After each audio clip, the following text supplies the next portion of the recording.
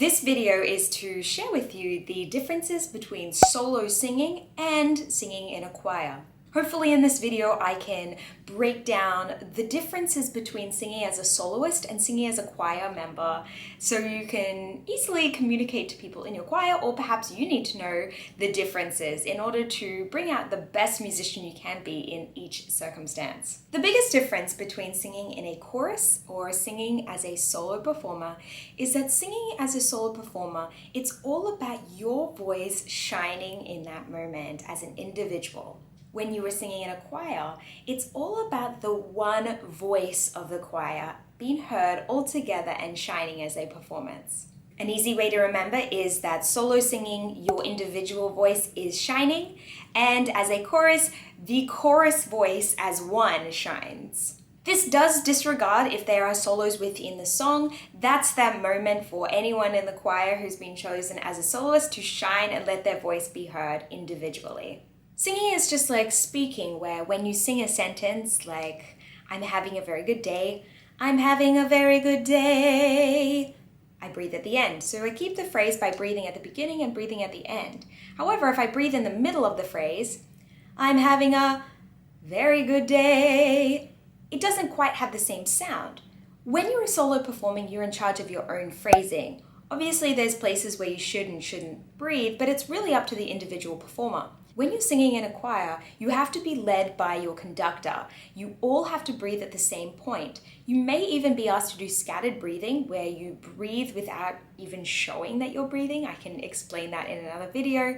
But you're really at the discretion of the conductor, and as you go in rehearsals, he or she will tell you where you are to breathe. Performance is also very different in a choir versus a solo performance. As a solo performer, you have complete control over what you would like to be doing with your body, with your facial expressions, but in a choir, you typically stand straight or you have choreography given to you by your rehearsal master.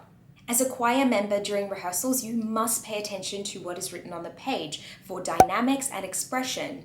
Your choir master will lead you during rehearsals to pay attention to these. When are you singing soft? When are you singing loud? When are you decrescendoing, crescendoing? It's very important to pay attention because as one voice of the choir, you want to be all singing the same expressions at the same time. When you're a solo performer, dynamical contrast and individual choice is really up to you. When you are a solo performer, you don't really have to worry about the word blending. Blending is very important in a choir performance.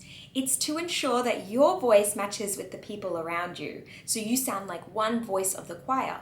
When you're a solo performer, you can just sing and have your voice stand out. However, during choir rehearsals, you will be working to blend your voices with the people around you, matching their volume, matching their pitch, matching their expression. Another thing that you really need to pay attention to in choir rehearsal is the differences between straight tone and vibrato.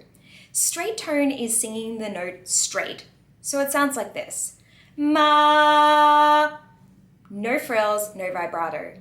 Vibrato in the voice comes naturally with a healthy voice. You can't force yourself to sing vibrato, it just comes.